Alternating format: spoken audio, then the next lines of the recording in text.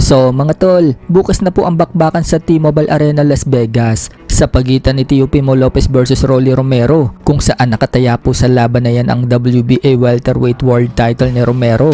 Sa kakatapos nga lang po ng kanilang weigh-in mga tol, kapwa po nila nakuha ang weight limit sa 147 pounds. Tumimbang po itong si Teofimo Lopez ng 147 pounds, habang tumimbang naman po si Romero ng 146.6 pounds. At dahil kapwa po nila nakuha ang weight limit, tuloy na po ang bakbakan bukas. Maging world champion kaya muli itong si Teofimo Lopez. Inaasahan po ng karamihan na siya ang mananalo sa laban na yan, kahit na si Romero ang kampiyon. Ika nga po ni Lopez, hindi daw siya si Ryan Garcia na pinabagsak lang ni Romero.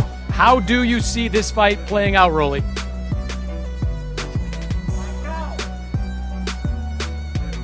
All right, Todd, we'll go back to you. Sa kabilang banda naman mga tol, mula noon hanggang ngayon, sikat na sikat pa rin po si legend Manny Pacquiao.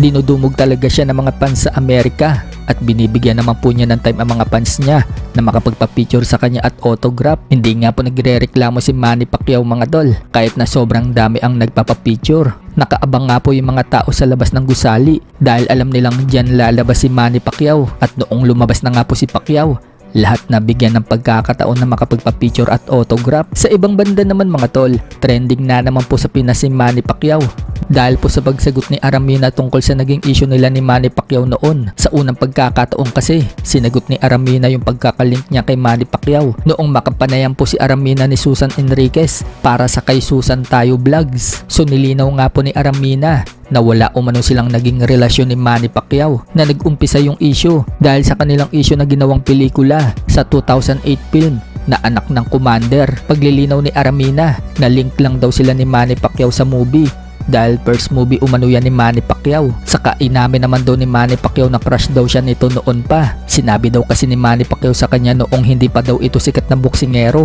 May poster daw siya ni Pacquiao ng Tanduay at sinabi daw ni Manny Pacquiao sa poster na kailan daw kaya niya ito makakasama. So yun nga mga tol, natupad yung pangarap ni Pacquiao na makasama si Aramina. Nang tanungin naman si Aramina kung nanliligaw sa kanya si Manny Pacquiao, sagot ni Aramina, ligaw na daw ba yun?